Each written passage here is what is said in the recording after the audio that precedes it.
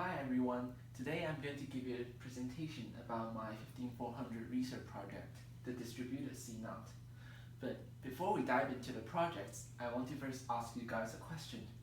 How do we write a distributed or a concurrent program? If you have taken 213 before, you must know the C-level, thread level concurrency. Here's a piece of code that I grabbed from the 213 website. It used the pthread library to create and to join multiple threads, and since multiple threads shares the same memory space, we'll have to use the mutex technique to make sure that the deadlock problem never happens. So is this like a good solution? I don't quite think so, because I don't think programmers like to handle all of those mutex problems while they're write the actual working code. And thinking about the arbitrary interleaving sequences are really annoying. Therefore, to solve this issue, Google just announced their language called Go. It introduced channels and a better type system into the language, and the channels enables a better communication between multiple processes without worrying too much about the lower level implementation. But still a little bit, yeah. Is that good enough? I don't do programmers really have to handle the thread level the memory access control problem while they're writing the concurrent code?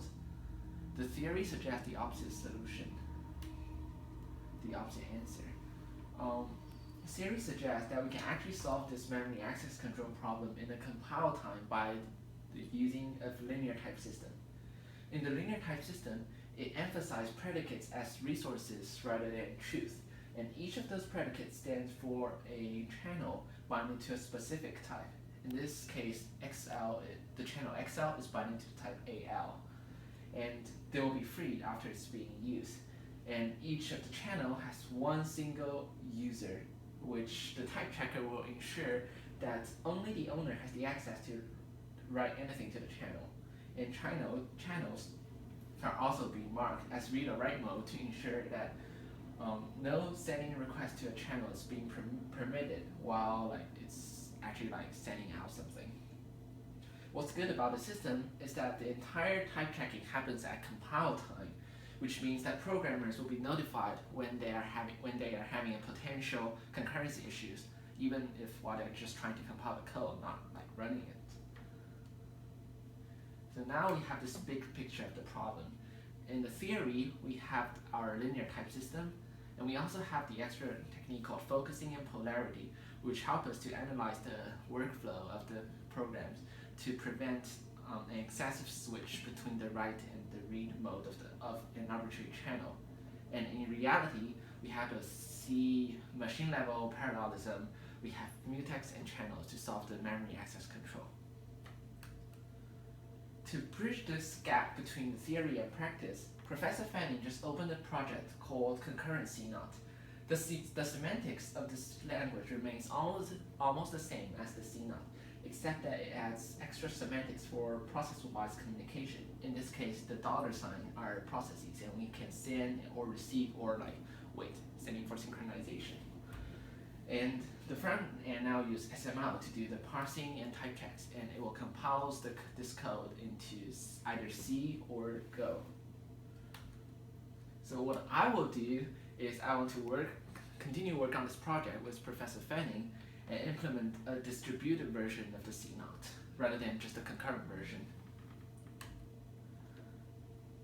So what I would expect from this project is that I can discover better semantics for a distributed programming language, so that programmers won't worry about the lower level implementation about memory control too much. And I hope that this can bridge this gap between the theory and practice. And what's more important is that we can release programmers from handling with memory access all the time. However, this project is still difficult despite that we already have an implementation for concurrency CNOT. So the first issue is that we need extra focusing technique for the distributed version, because in the concurrent settings, the communication between multiple threads are quite cheap because they have the shared memory space. However, in distributed settings, the communication between multiple machines can be fairly expensive.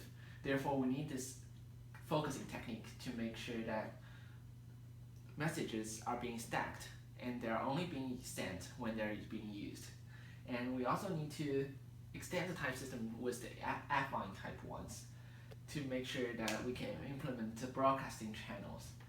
And implementation wise, the compilation is still a little bit challenging because we are not quite sure whether the destination code, either C or Go, can fit our requirements. And this will requires us to rewrite the entire backend structure. And that's it. Thanks for listening.